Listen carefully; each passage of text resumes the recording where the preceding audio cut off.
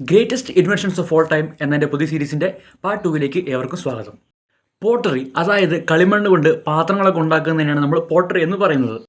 Actually pottery invent ചെയ്തത് ആരാണെന്ന് നമുക്കറിയില്ല. കാരണം ഒരുപാട് വർഷങ്ങൾക്ക് മുമ്പുള്ള കാര്യമായതുകൊണ്ട് തന്നെ ഇത് ആരാണ് ചെയ്തതെന്ന് ഇവിടെ രേഖപ്പെടുത്തിയിട്ടില്ല. ഒരുപക്ഷെ ഇത് ഉണ്ടാക്കിയത് ഒരു പുരുഷനായിരിക്കാം, അല്ലെങ്കിൽ ഒരു സ്ത്രീ ആയിരിക്കാം, അതും നമുക്കറിയില്ല.